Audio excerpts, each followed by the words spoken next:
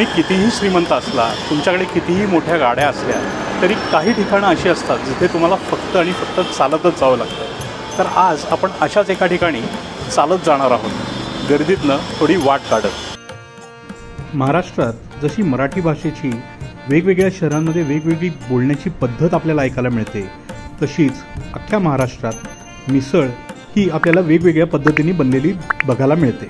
फरक मसाल्यांचा, तिथे बनवण्याच्या पद्धतीचा, तिथल्या पाण्याचा, अशा अनेक गोष्टींचा। तर आज आपण अशीच 75 वर्षांपेक्षा जास्त जुनी अशी एक जुनी मिसळ पाहणार आहोत। मी आहे राहुल नाईक आणि तुम्ही पाहताय एकांत रायडर।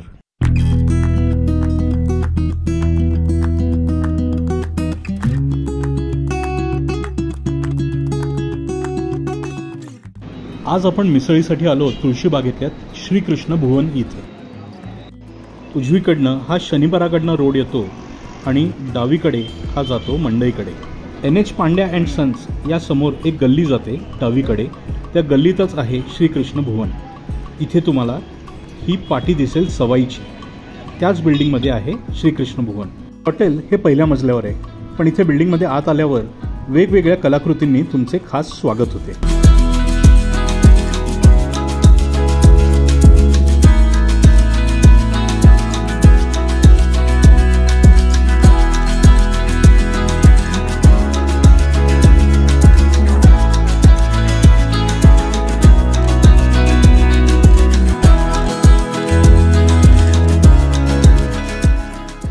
आणि ही वरती पहिल्या मजल्यावर अशी काहीशी बसण्याची जागा किंवा आपण ॲम्बियन्स म्हणू।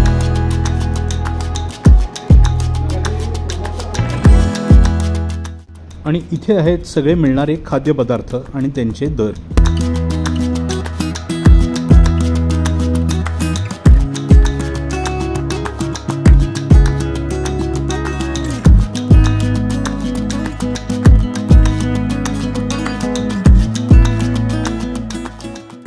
इथे मी मागवली माझ्यासाठी एक मिसळ, त्याच्यात येते एक मिसळ सॅम्पल वाटी, 2 स्लाइस आणि एक फुल प्लेट गोल भजी। ही मिसळ बघूया की काय काय पदार्थांनी बनलेली आहे। सगळ्यात प्रथम आपल्याला वरती दिसतोय कांदा, त्याच्या खाली पोह्यांचा पातळ पोह्यांचा चिवडा, ही बटाट्याची भाजी, मला वाटतं कदाचित याच्यात पोहे पण आहेत, आणि शेव। या एवढ्या मोजक्या घटकांनी बनली आहे ही मिसळ। आणि हे आहे इथे मिळणारं सॅम्पल किंवा याला आपण तरी म्हणू।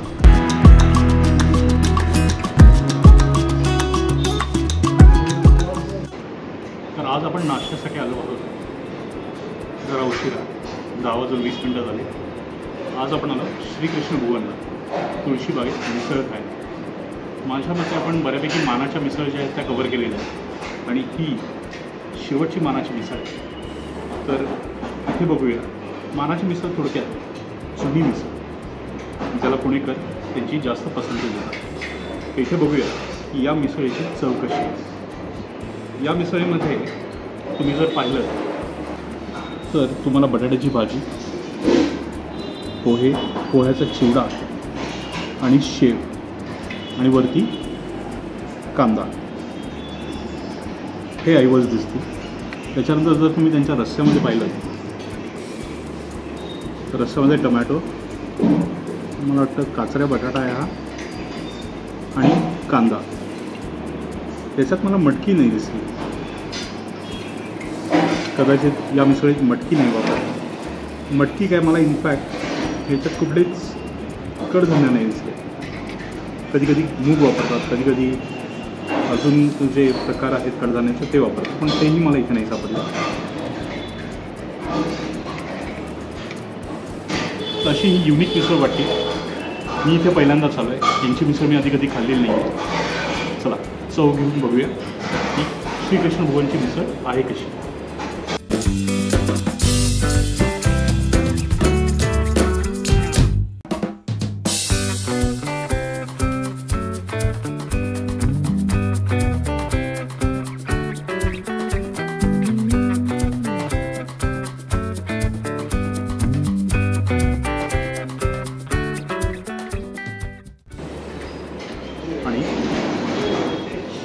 मसाल्याप्रमाणे लिंबू पिळून घ्या.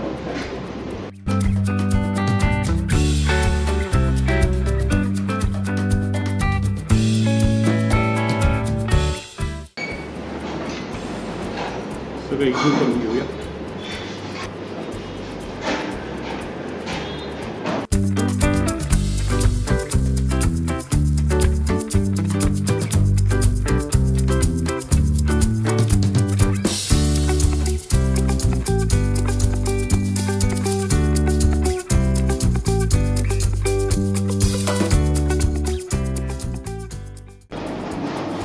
पहिला घास.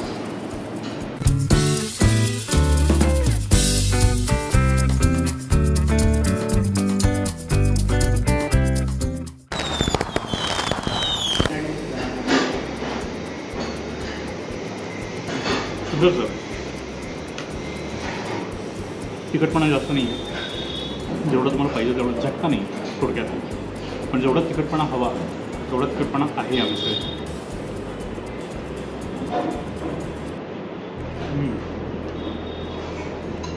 खूप चविष्ट मिसळ मित्रांनो, मस्त मिसळ.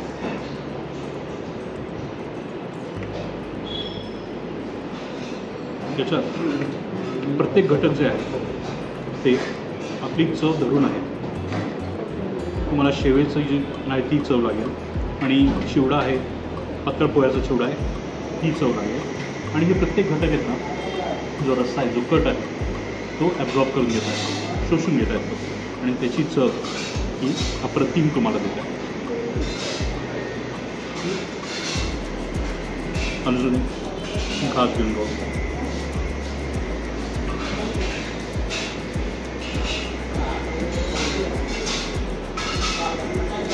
सुंदर.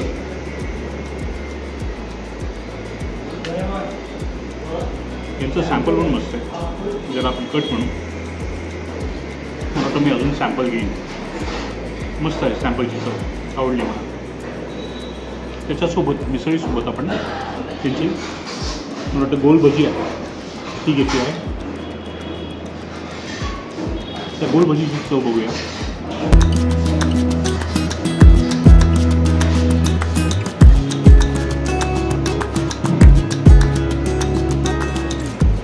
छान आहे. या गोल भजीचं वैशिष्ट्य म्हणजे याच्यात कांदा आणि बारीक केलेली हिरवी मिरची असते. त्या हिरवी मिरचीची जो चव आहे ती या भजीला खास बनवते. टेक्स्चर जास्त काहीतरी आहे.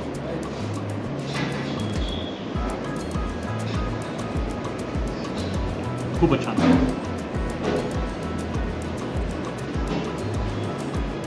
त्यांच्यासोबत इथलं आपण ताक पण घेतलं आहे, त्याची चव बघूया.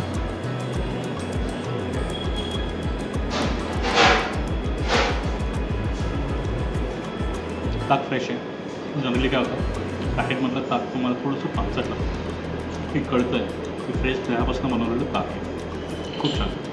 हा सगळा तेलकटपणा जो आहे सगळा खाली घालवण्यासाठी ताक हे अप्रतिम काम करतं. मस्त, सुंदर. इथल्या सॅम्पलच्या चवीमुळे मी अजून एक फुल वाटी सॅम्पल घेतलं, ज्याचे मला वेगळे पैसे द्यावे लागले.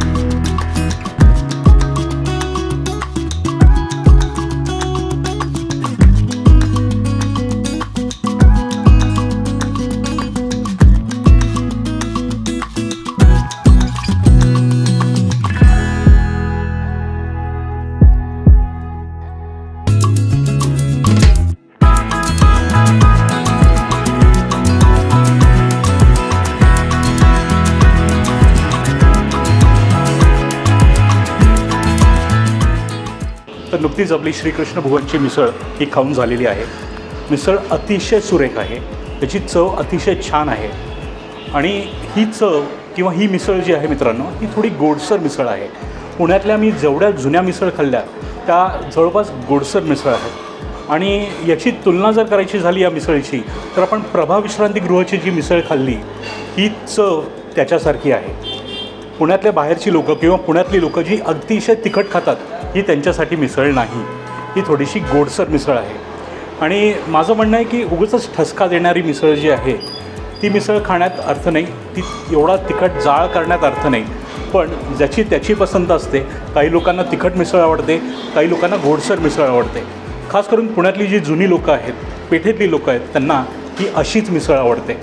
तर मिसळ अतिशय छान, अतिशय उत्कृष्ट अशी ही मिसळ होती.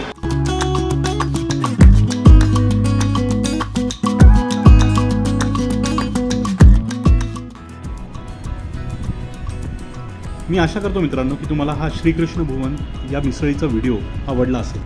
ही एक जुनी मिसळ आहे मित्रांनो, आणि आपण पुण्यातल्या बऱ्यापैकी जुन्या मिसळ ज्या आहेत त्या सगळ्या आपल्यासमोर तुमच्यासमोर आणलेल्या आहेत. वैद्य मिसळ जी पुण्यातली माझ्या मते सगळ्यात जुनी मिसळ, त्याच्यानंतर बेडेकर मिसळ, प्रभा मिसळ, या सगळ्या मिसळीचे व्हिडिओज तुम्हाला मिळतील. आणि त्याचे लिंक्स मी या व्हिडिओच्या डिस्क्रिप्शनमध्ये तर देईनच. तुम्ही जर ते व्हिडिओज पाहिले नसतील तर तेही व्हिडिओज नक्की पहा. आणि श्रीकृष्ण भुवन मिसळीचा व्हिडिओ जर तुम्हाला आवडला असेल तर आपल्या मित्रपरिवाराबरोबर नक्की शेअर करा. हा व्हिडिओ लाईक करा आणि चॅनलला सबस्क्राईब नसेल केलं, तुम्ही पहिल्यांदाच आला असाल तर चॅनल सबस्क्राईब नक्की करा. कारण का आपण पुण्यातले लपलेले नवीन जुने असे सगळे मिसळीचे जे ठिकाणं आहेत ते तुमच्यासमोर आणत राहू. याच्या आधीही आणलेले आहेत. जसे ते स्पॉट्स मला कळतील तसे मी तुमच्यासमोर एक एक करून आणत जाईन. म्हणून चॅनलला सबस्क्राईब नक्की करा. मित्रांनो, भेटूया आता पुढच्या शुक्रवारी एका नवीन ठिकाणी एक नवीन पदार्थ घेऊन. तोपर्यंत पाहत राहा एकांत रायडर. नमस्कार.